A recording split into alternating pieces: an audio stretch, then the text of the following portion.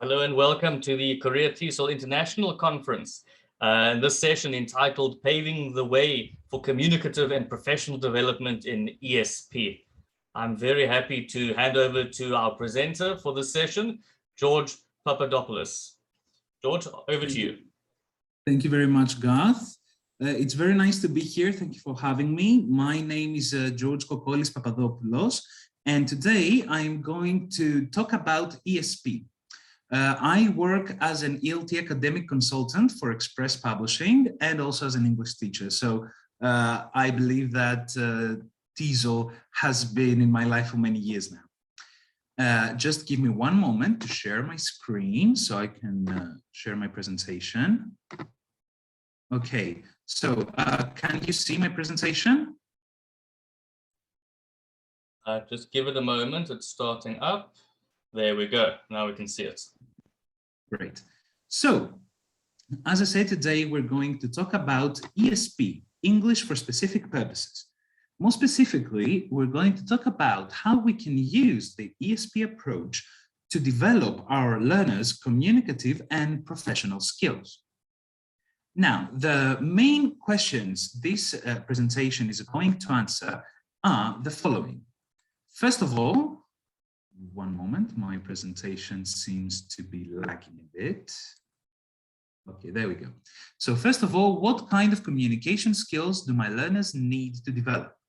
Of course, in ESP in general, it's very important to understand the specific needs of each learner, because every learner have their own communicative goals and needs. So in order for us to provide our learners with the necessary knowledge to achieve those communicative goals, we first need to understand their needs.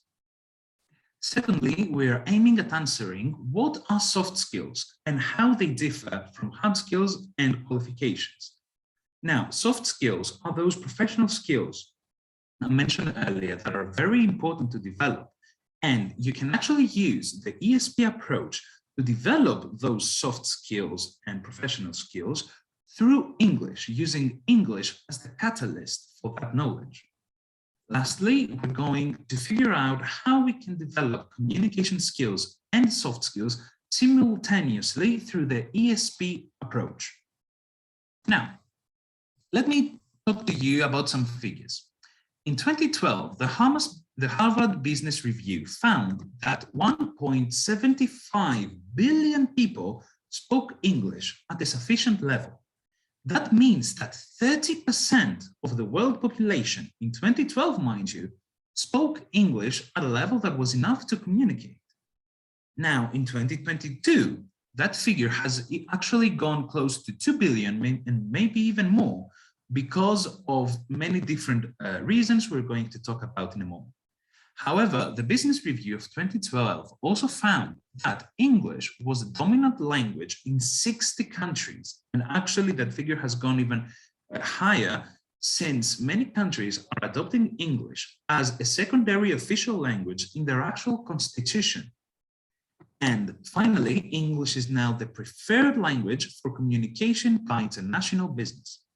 In 2012, many multinational companies, especially car companies or tech companies, have chosen English as the default language of communication between different departments. To everyone just joining us, let me just tell you that today we're talking about English for specific purposes. So, further than that, let's go ahead and take a look at something that has really changed since 2012. And that has been the pandemic. COVID-19 brought with it a change in the reality of how we act, how we work. Of course, many people started working remotely. That gave people with the need, the necessity to communicate effectively with everyone in their organization so that everything can continue to flow smoothly. How can that happen though? Let's say we have a multinational company with offices in Korea and the UK, and those two offices need to communicate. There needs to be a default code of communication there. And that's where English comes in. Now, apart from that, the pandemic, since it shifted all of that attention from the office, the workplace, into the home, It gave people with the ability of working in companies that are located miles, countries away from where they actually live. That meant that people now more than ever need to be able to communicate in their professional field in English. They need to be able to have that mediations and those professional skills developed in English as well if they need to achieve their goals. And actually, I know a lot of people who chose to live in the country of origin. However, they have been able since then to find remote working opportunities in foreign countries because of their level of English knowledge. Now, taking all of that into account, let's talk about 21st century communication. Now, 21st century communication can be done in a myriad of ways. So we use many different tools to actually do that.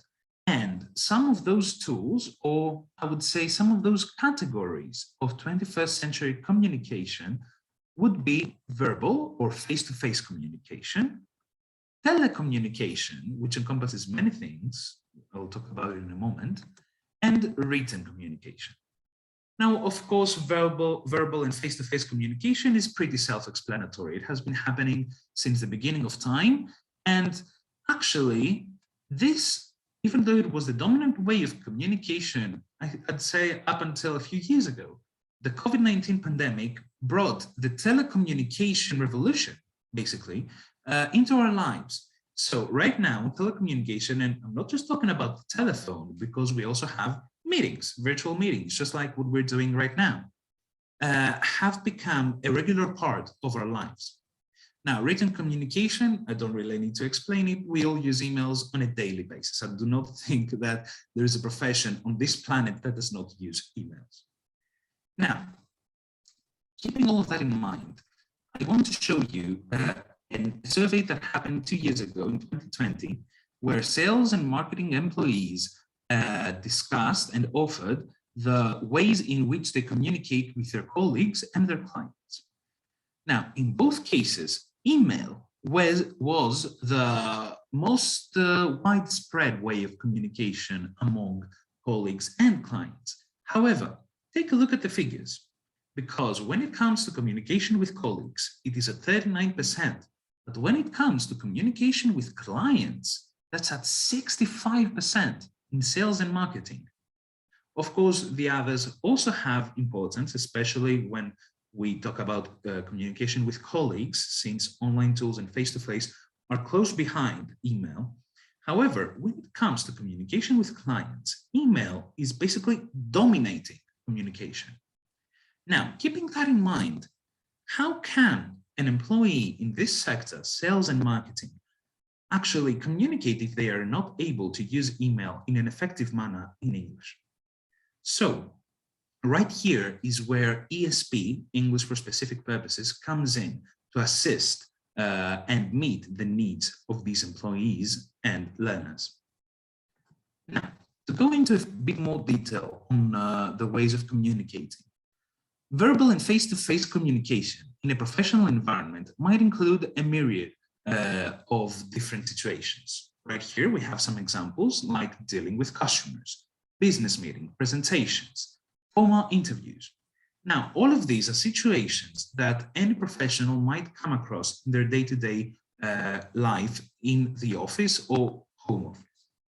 And ESP can provide solutions for these communicative goals in a very self-explanatory manner, and that is real-life situations. Right here, I have some examples from Express Publishing's ESP series, Career Paths, from Career Paths Plumbing and Career Paths Dentistry. Now, please take a look at these two examples. In the example from Career Paths Plumbing, we have a conversation between two students who are role-playing as a customer and a store clerk. Now, in dentistry, we have a conversation between two dental hygienists. So, in both situations, we have a conversation on the actual topic of the work. However, I would like you, if you can, in the chat box, to give me the differences between these two examples right here. Let me see if I can actually find the chat box.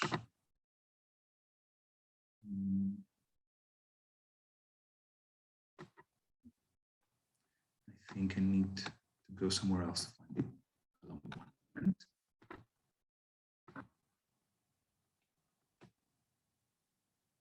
Okay, I can't seem to find where the chat box is while I'm presenting, but that's okay.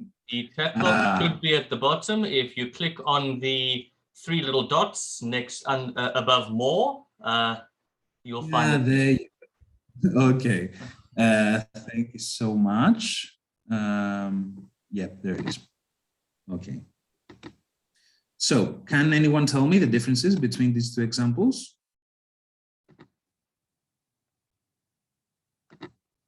Don't see any answers, but that's okay. I will tell you the differences. The main difference that I would like us to focus on is that in the first example, the conversation is happening between a customer and a store clerk about plumbing. Immediately, that implies that the customer would not be as knowledgeable as our store clerk, right?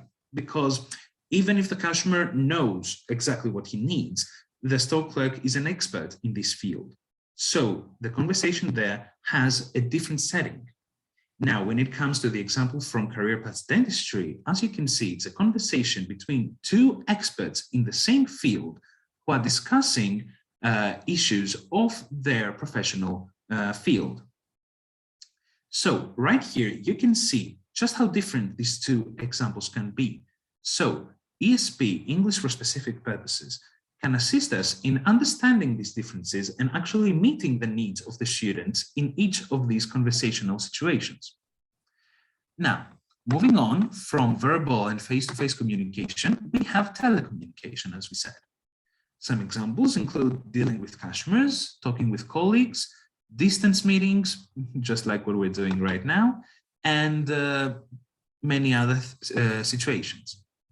So, again, with telecommunication, which has become an integral part, as we previously said, of our everyday life, just look at what we're doing right now.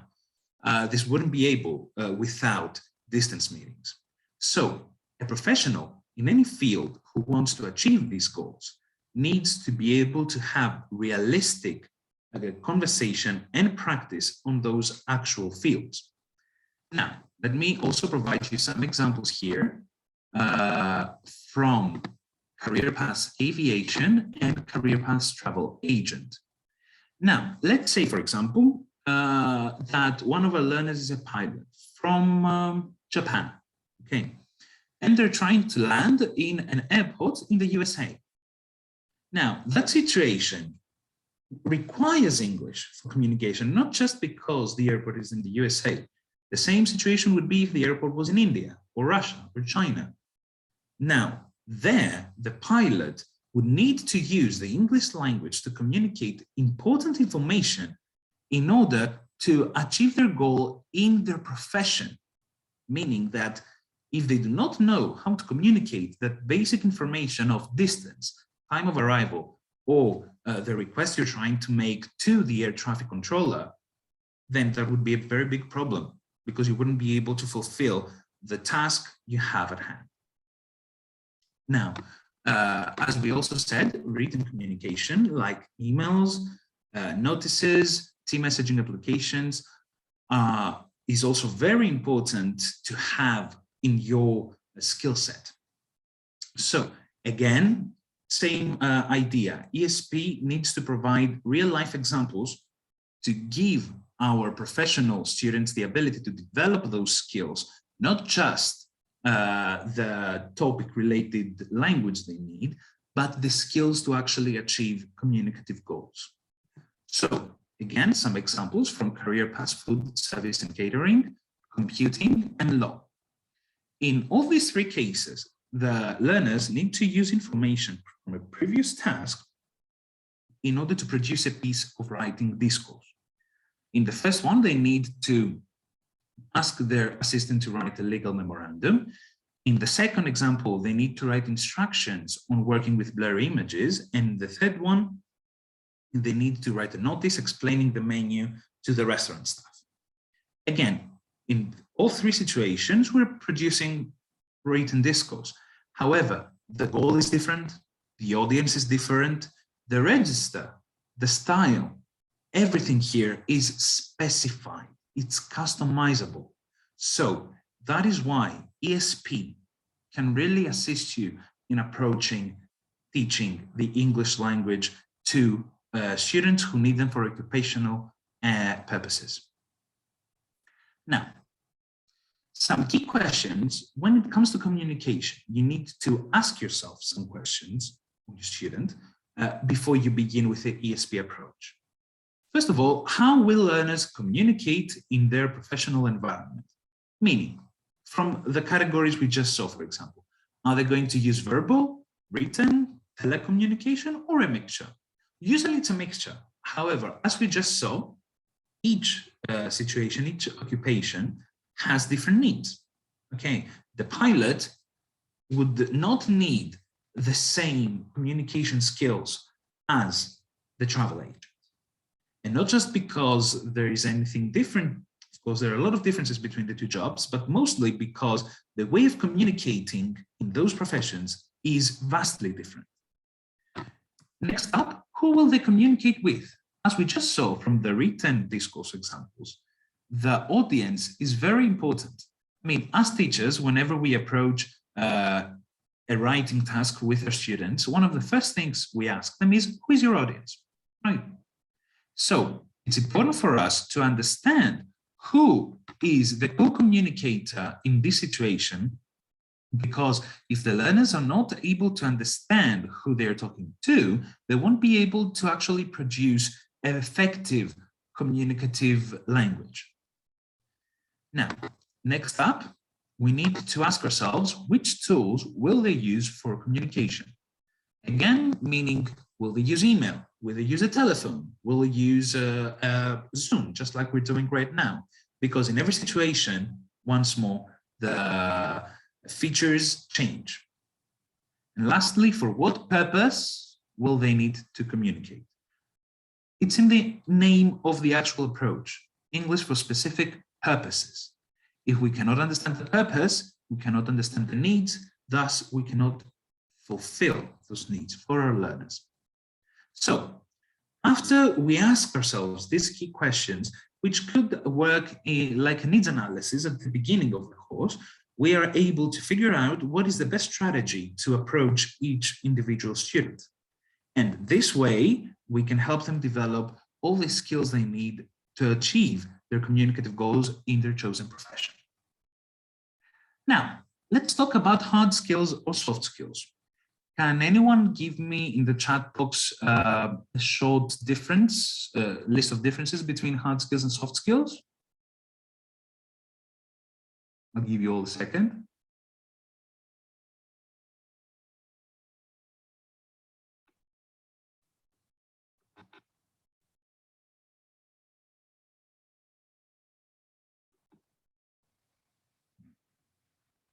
Okay, yes, Sava's saying soft skills are personality traits. That's a good way of looking at it, yes. However, let's see how this works in the professional field, in the environment of work. Now, hard skills, hard skills are learnable and concrete skills, knowledge and qualifications needed that are specific to a job. Now, some examples of these are proficiency in a foreign language, a degree from a university or a certificate, coding skills, technical skills, among many others.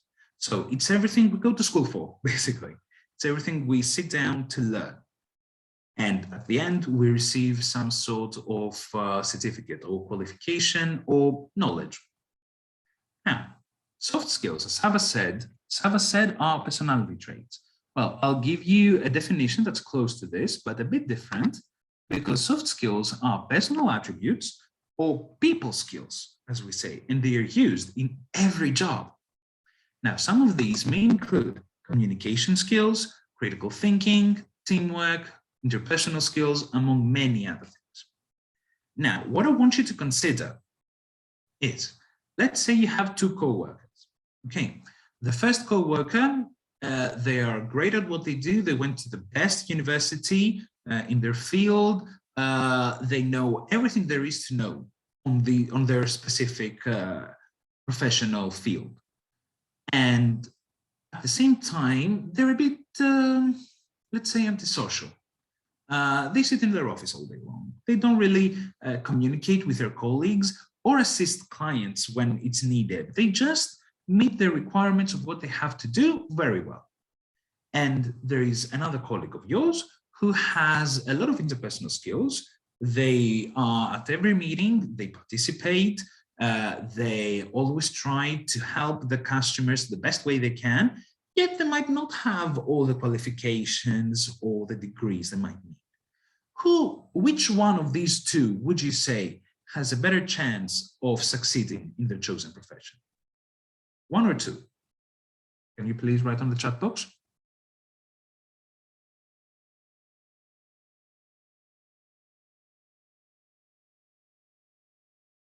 Okay, don't see any answer. Ah, there we go. Okay, thank you so much. Yes, exactly, the second one.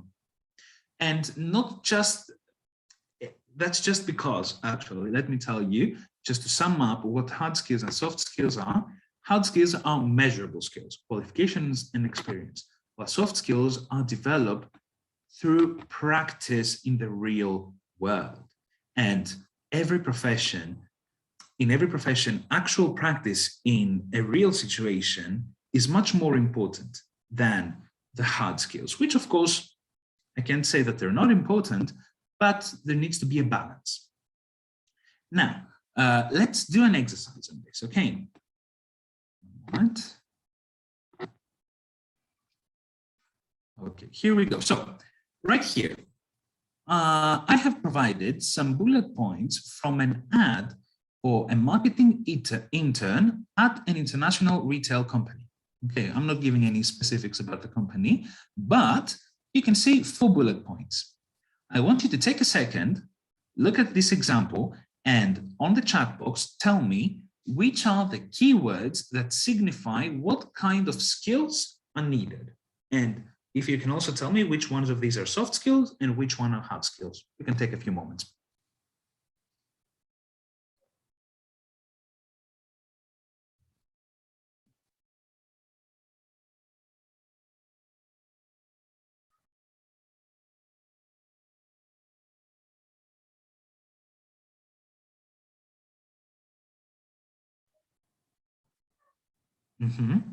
Okay, Sava's saying fluent in English, hard skill, very good. What about the soft skills?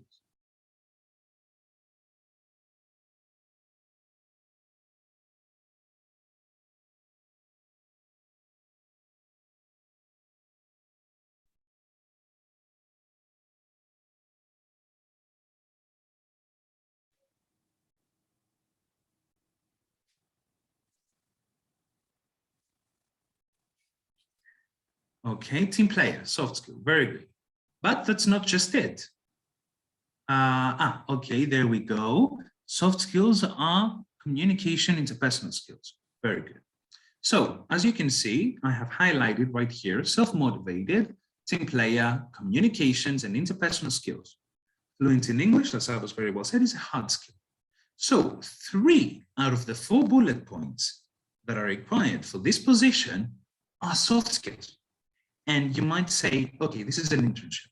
And internships, of course, people are usually younger, they might still be students, so they might not have as many hard skills. But look at this next ad for a retail and stockroom manager at the leading sports brand. And here I have provided 6 different bullet points. And look at all of them. Outstanding communication skills, experience managing a team, solid organization skills, attention to detail, passion for the brand, natural sense of urgency, and an energetic demeanor. Now, all 6 of these are soft skills. And if I included the bullet points that are for the hard skills, there were only 3 more bullet points. Okay, one of them asks for a degree, one of them for experience, and one of them for a specific qualification. Now, the rest of them were all soft skills. So that shows us how important these soft skills are actually in our professional environment. And one more ad, which is for a designer, where we also have presentation and speaking skills, attention to detail, and independence and collaboration. As you can see, the key main similarity between all 3 positions is one thing: communication skills. Communication and interpersonal skills with the internship, communication skills in the manager position, and the designer position, presentation, public speaking, collaboration. All of these are soft skills that are concerned with how you communicate. So what that leads us to understand is that as teachers, we might be English teachers, yes, but our main priority is not just to make our students able to use English to communicate, but to be effective in their communication, and English just being the catalyst for that communication. Now, let's see how we can use all of these ideas together. So, now, ESP classification. The ESP term is an umbrella term that includes many different subcategories. We have English for academic purposes, which is also a very important sector. However, it is distinguished from what we're mostly focusing on right now, which is English for occupational purposes. However, even this term can even be broken up into business purposes, professional purposes, vocational purposes. Now, what this means is that it all goes back to what we said at the beginning. Needs. We need to understand the needs of the student. Everyone has different requirements for what they need to do in their professional or academic environment. Once we realize that we can use English for specific purposes to meet the needs and purposes of those students, it can assist us in approaching that English language teaching methodology. Now, why ESP? That's a question I usually get whenever I explain what ESP is. Why shouldn't I, especially from teachers, why shouldn't I just use a classic coursebook, textbook, and teach my students English the old-fashioned way? Well, you can always do that, of course.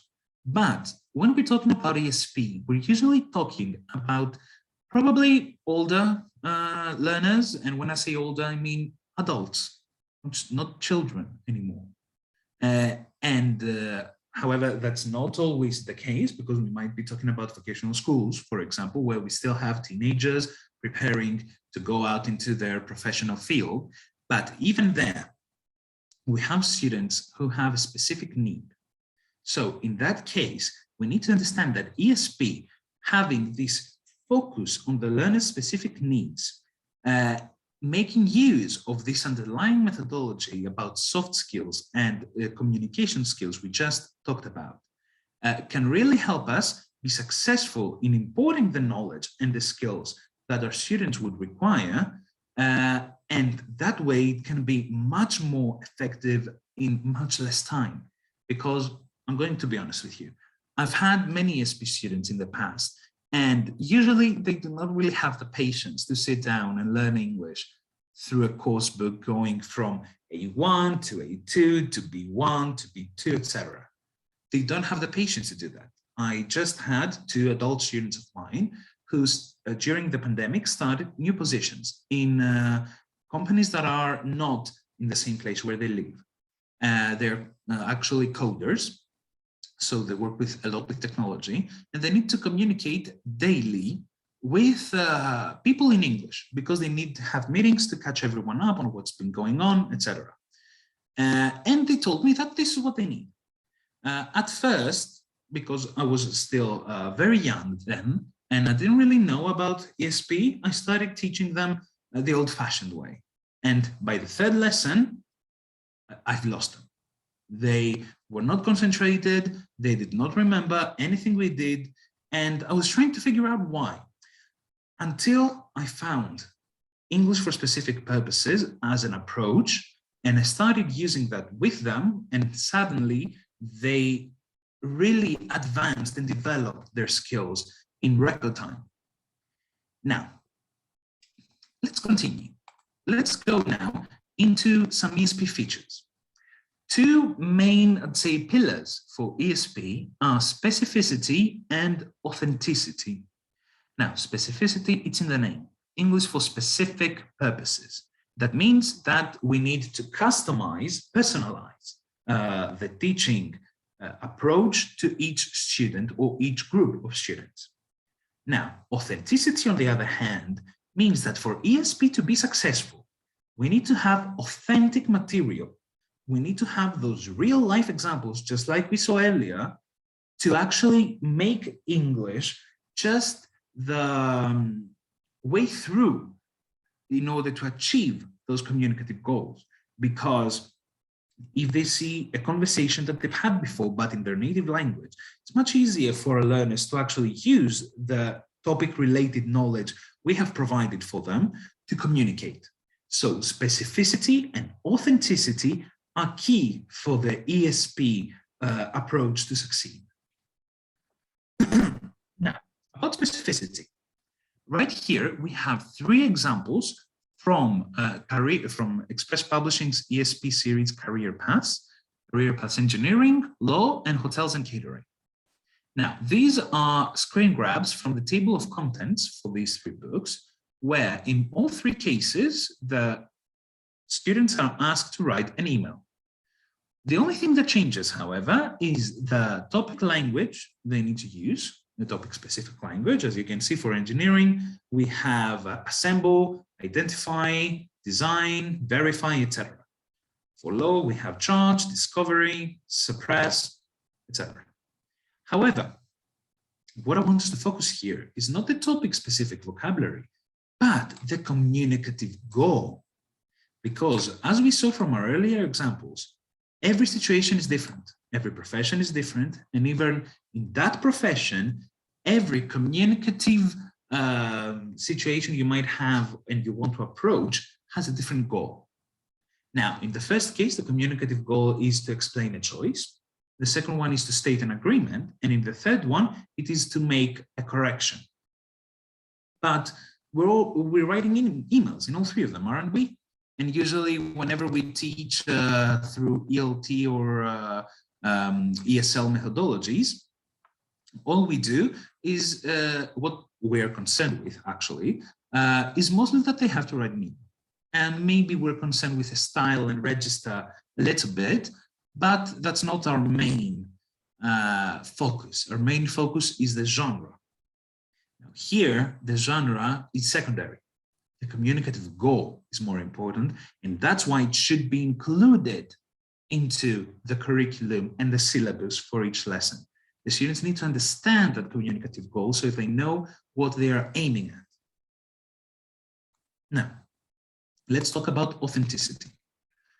Authenticity, as I already said, means providing our ESP learners with real-life situations, real-world, or I'd say more real work situations that they might encounter in their day-to-day life, in their professional environment. Now, right here, as you can see, we have a text about viruses. This is an example from Career Paths Computing. Now, if you take a second and read this text, you will actually realize that this is a manual on how to deal with viruses as an IT expert. Now, this is something that someone who works in IT might come across very easily because they might need some information they don't have yet. And in order for them to find it, the information might be in English. So it's important for them to understand the topic-specific vocabulary that is highlighted, like virus, infect, host, etc. And we need to provide that real-life situation so that it's much easier for them to actually connect to pre-existing knowledge and acquire the new knowledge almost effortlessly. But that does not just end with reading. We also have listening activities. And I want you to all take a moment again and look at this conversation. It's a conversation between two IT employees, again, from the same source, Career Paths Computing, and there are some gaps. I want you to tell me what sort of linguistic items are required in those gaps. Take a moment.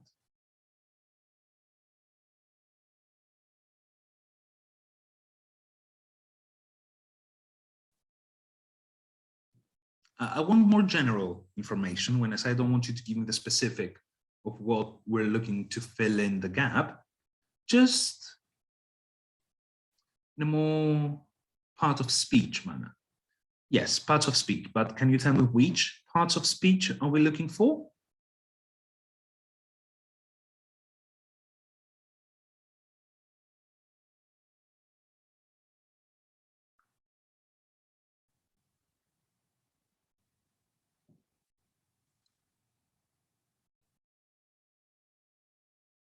Verbs, nouns, yes, but take a look. So, first one isn't working. Have you? I'm afraid. I hope. So all of these are grammatical items. That's what I wanted, what I was looking for, basically.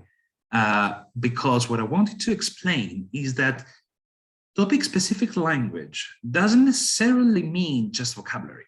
Because many people in ESP, what I've heard many times actually, is that, okay, this is all well and good, but how do I teach grammar? Actually, in these situations and ESP overall, grammar is taught implicitly. Okay, you can assist, of course, with the development of grammar as a teacher, provide the necessary theoretical background for it, but that's not the end goal. That's not what we're concerned with. What we're concerned with is effective communication. And of course, grammatical structures are a part of that, but they can, as I just said, implicitly be communicated to our learners through exercises that are set in real life settings. Now, just to sum up what authenticity entails. First, authentic texts. When I say texts, we mean both written and listening texts. Next, realistic linguistic exposure. What I just said, realistic settings. Contextualized. Now, context. That's extremely important in ESP because I cannot just give my ESP student just some topic vocabulary and tell them, okay, learn it by heart. That's not how it works. I need to put it in a context that they will understand, and thus they can much more easily acquire this knowledge. And finally, it needs to be adaptable by the teacher, meaning that, as we just said at the beginning, each student has their own needs. This means that the teacher needs to be able to take all of this material and adapt it so that each student in their class, even if it's the same group of people who have the same occupation, so that everyone's needs are actually met. Now, next up, I want us to look at an example, okay, to actually see how this synergy of factors would actually work in the ESP classroom. Now, right here, I have an example from Express Publishing's Career Paths Nursing, and this is a 2-page lesson on nutrition. However, it does not just teach nutrition in the sense of, oh, you need to eat healthily, or, okay, these are some names of the food groups. No. Of course, the topic-specific vocabulary is presented at the beginning, contextualized through an authentic text, and then the reading gives its way to the listening, a conversation on the topic at hand, with examples and models, and then the production comes in at the end with speaking and writing, so that everything that was just acquired can be put in use. That's all well and good. But as you can see from the top left, the goals of this lesson are not just the development of the 4 skills. That's self-explanatory. We don't need to sit down and be like, okay, in this lesson, we're going to advance these skills, because Most ESP approaches actually develop all four skills simultaneously, just like a career path from Express Publishing does. Now, in this specific situation, what we're more concerned with are the communicative goals. And in this case, it is bringing up a sensitive topic and giving nutritional advice. Can you tell me these goals, if you had to categorize them? Would you categorize them under hard skills, soft skills, or let's say linguistic skills? When I say linguistic skills, I mean the 4 linguistic skills. Where would you put them?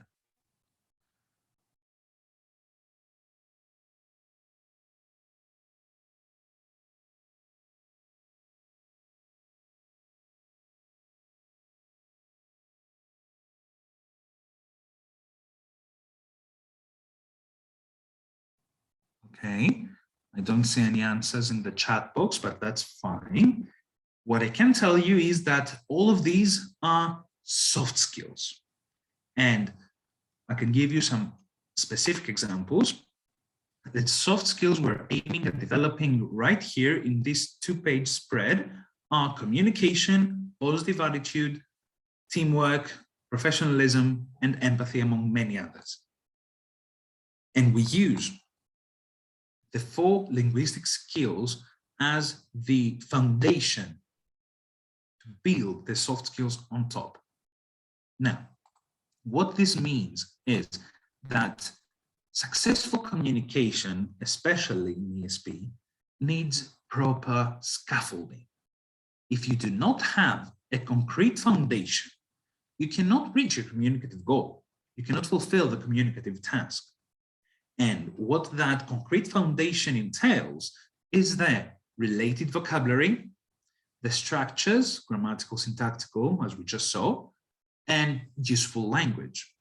We first need to communicate that to our learners. They need to acquire this knowledge through practice in realistic and authentic material, and then by providing situations that are inspired by their day-to-day professional lives, models, mind maps, and examples, our learners can actually achieve their communicative goal by creating a scaffolded and sound structure of linguistic and interpersonal knowledge, interpersonal skills and communication knowledge.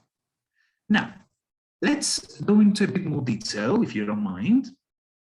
First of all, I would like us to see how that synergy works between the soft skills, the linguistic skills, and how that can be developed in the ESP classroom. First, we begin with the related vocabulary, as we saw from our scaffolding example. We have a warm-up activity right here for students to look at vocabulary through visual stimuli, and thus they are able to understand the topic-specific language through visual representation to familiarize themselves with lexical items. This way, they are ready to actually use the authentic materials, the contextualized authentic materials, through pre-reading and while reading activities to stimulate the topic-specific vocabulary and discuss the communicative goals. Because as we said, we're talking about mostly professionals, either young professionals or already established experts. This means that they are able to understand that just learning the items is not the requirement here. The communicative goal is, and by providing them a warm-up activity or actually a pre-reading activity like the one you see on the left, we can assist them into using any previous knowledge or experience, pre-acquired knowledge, connected to the task. That way, we all know that by stimulating that already acquired knowledge, we're able to actually create a concrete knowledge of what we're aiming at, the discourse we're aiming at producing. Now, next up, we need to provide situations. Right here, for example, we have the communication model. Okay, we have a discussion between a nurse and a patient that would actually happen if the patient would need to change their diet. However, if you can see right here, the expressions that are used, there's something we should discuss. You understand the risks. changing your diet will help. Now, in this situation, exposure to soft skills in the context is key, because our main goal here is not for the students just to understand that they need to talk to a patient about this topic. What they need to actually do is express polite recommendations, empathy, and advice. I don't need to tell you that empathy right now is one of the most sought after soft skills out there in any professional setting. And we need to teach our learners to express all of these soft skills through language we provide for them. Now, I have a listening example here, but I don't think I have enough time for me to play it to you. So I'm just going to move on to this speaking exercise. Now, this is just a speaking exercise again from the same two lesson spread we just saw, showing you that we begin with this warm-up, we acquire the topic-related knowledge, we contextualize it, we have models, and then at the end, when we have scaffolded this whole situation, we go into production. So this speaking exercise right here, we have a nurse discussing the topic we just saw with a patient. Now, which soft skills are we developing from speaking activities such as this? If you want, you can give some examples on the chat box. However, just to stay in time, I'm going to provide some of these examples. If you want to think at the same time, please go ahead. So, some of the soft skills that are developed in this speaking activity are oral communication and listening skills, of course, again, the linguistic skills, but we're also developing critical thinking, decision making, because you need to decide how to approach this. The patient on the other side might not be as receptive, and you need to be able to adapt the way you discuss at that moment. Problem solving, negotiating skills, as we just said, and many others. Now, in this case, again, we have a writing activity. In this writing activity, to produce this written discourse, the nurse student is asked to write the recommendations she just made, or they just made, to their patient. Now, which soft skills would be developed through this writing activity? Of course, again, we have written communication, critical thinking, decision-making, problem-solving, negotiating, and teamwork. Very similar to the speaking. So as you just saw, basically what I want you to take away from these examples is that we use the ESP approach to give our students the foundation so that at the end, they are able to produce the language they need. However, by engaging and stimulating those important soft skills. That's the key here. So, again, models, situation, useful language, and mind maps.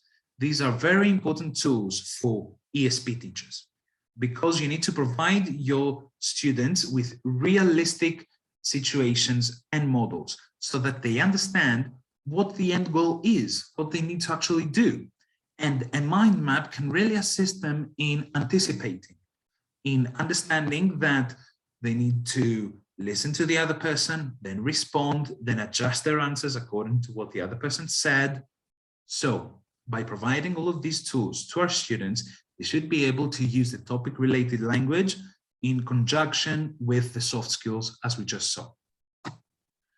And in order to foster the soft skills and communication skills simultaneously, as we saw time and time again in this presentation, real life situations is what's important. Because if we provide practice in problem-solving activities, in resolving conflict, in dealing with potential clients. Now, all of these, of course, are done in English. But again, as you can see, English is just a way through all of this. It's just a tool in order to achieve the development of communication and soft skills. Now, just to sum up, the role of ESP is for learners to develop vocational linguistic knowledge, again, communication soft skills, for learners to demonstrate very specific skills in realistic professional settings, and to foster essential soft skills and attitudes. So, just to finish this presentation, I would like to show you that Express Publishing offers a series dedicated for English for specific purposes called Career Paths, and we actually have titles for over 100 professions so that we can do that customization and meet the needs of each specific profession, professional and learner. The books are 3 books in one, divided into the CEFR levels A1, A2, and B1, and they're included into under one title. Now, the key features are, as we just said, 3 books in one, 45 units in total, 15 for each level, the integration of all 4 skills, as we just saw, moving synergetically in using authentic material and guided topic-specific exercises to achieve your communicative goals.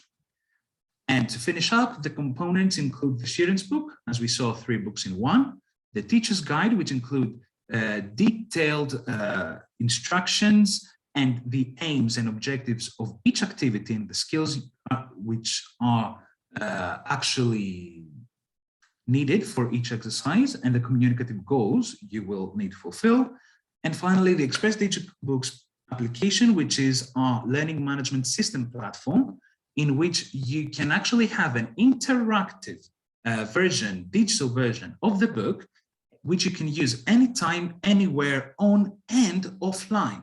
You can use it on your desktop, on your laptop, you can download it on your mobile phone, wherever you need. So that was it from me. Thank you all so much for listening to my ramblings. It's been very nice to talk to you, and I hope you had fun in CoTESOL this year. Thank you very much, George, for that very detailed presentation. Thank you. Thank you. I really enjoyed that. Thank you very much. Thank you, Mohammed. It's very nice to hear that. But, this presentation has been recorded, so it will be available on the Edzilla page for everybody to view later as well, if you want to. But are there any questions or comments or thoughts? Yes, would you like to ask anything? Doesn't seem to be that way. In that case, thank you very much again, George, for that. Thank you all so much once more. Take care, guys. Yes, thank you. And I hope you all enjoyed the conference. Keep well.